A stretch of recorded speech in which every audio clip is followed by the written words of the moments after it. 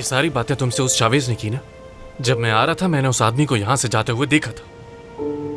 तुमने मुझे जवाब नहीं दिया। सुबह भी तुम मुझसे कुछ ऐसा ही पूछ रही थी ना कि होटल का बिल मैंने नहीं किसी और ने पे किया। सरगुन होल्डिंग।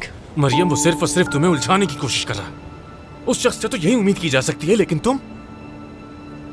तुम सोच भी कैसे सकती हो कि मैं ये सब कर सकता हूँ?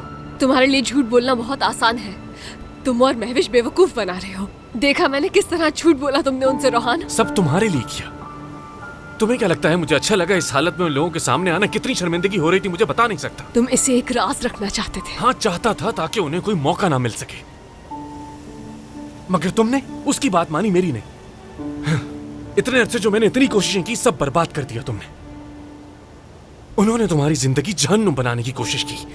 वो बेकरी तुम्हारा वाहिद सहारा था जो उसने जला थी, और जेल में तुम पर तशद्दुद करवाने वाला शख्स भी वही था, और तुम मुझ पर शक कर रही हो। मैं रोहान में बहुत कंफ्यूज हो रही हूँ। और जो तुरान अंकल ने बताया मुझे, मैंने तुरान अंकल को कॉल की थी तुम्हारा केस खुद लेने के लिए, क्योंकि इसके अलावा कोई और रास्ता नहीं था मेरे पास। उन्हें लगा होगा तुम उस बारे में बात कर रही हो। तुम कभी कभी बहुत खतरनाक लगते हो मुझे। क्योंकि तुम्हारी हिफाजत के लिए किसी भी हद तक जा सकता हूं। बहुत ताकतवर हैं वो लोग, लेकिन मेरे पास क्या है?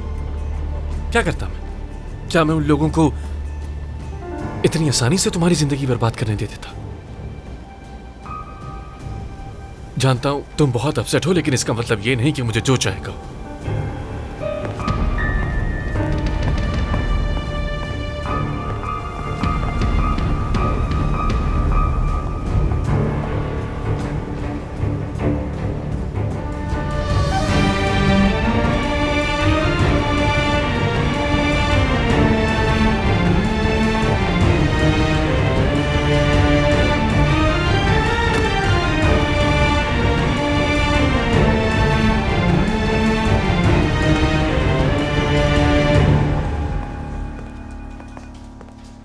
मैं किसी का वेट कर रहा हूँ, मरियम अक्चा।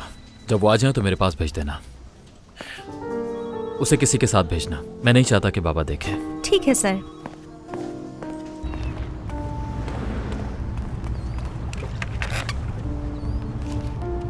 आधा टेबल पर आने तक खा लिया तुमने? अभी सिर्फ आधा ही मंगवाया था, वरना पूरा ठंडा हो जाता ना।